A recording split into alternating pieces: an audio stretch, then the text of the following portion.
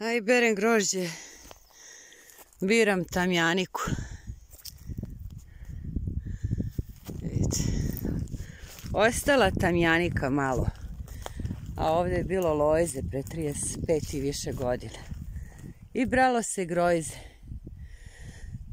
Uspevala je tamjanika i prokupac. Tamjanika opstala.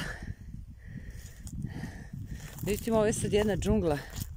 Mi smo došli da krčimo i da spremamo drva za zimu. Evo nam ovdje jedna gomilica. Juče smo baš dosta radili. Toliko smo radili da više nisam mogla se pokrećem. No, ozbiljim se, dune hladan vetar. Pa se smrznem i se ukočio vrat. Evo vidite šta smo sve raskrčili. Isekli.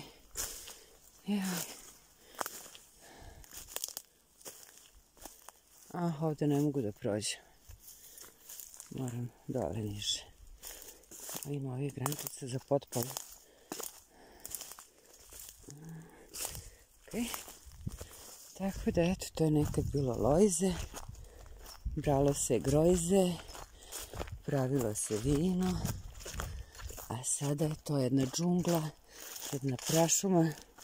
Sad ovdje retko ko ima vinograd. Jedan on koji ima to, evo ovdje je bio veliki cer, kojima je to, da kažemo, biznis, ali za svoje potrebe više skoro niko nema. Stvari nema niko, jer je sve opustilo. Mi smo ovu džunglu juče krčili da spremimo drva za zimu. Opa, se mora pazim, ima i ovih lijana i svega je ovo što smo sekli. Panjevi. Ostavio je brestove. Bresta ima najviše. Malo cera bilo. Glog, dren.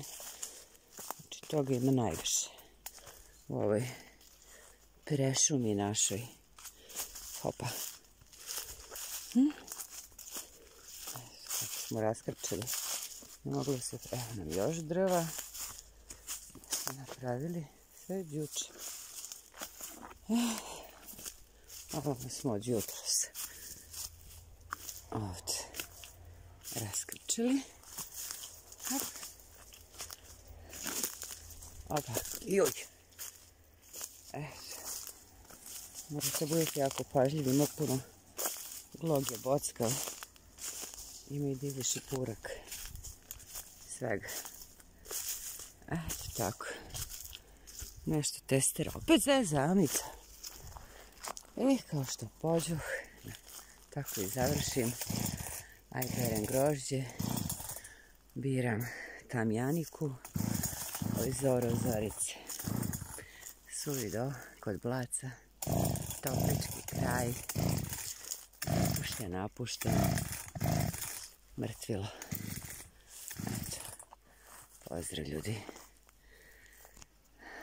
I vratimo se pravim vrednostima, prirodi, selu, tradiciji, porodici. Svako dobro.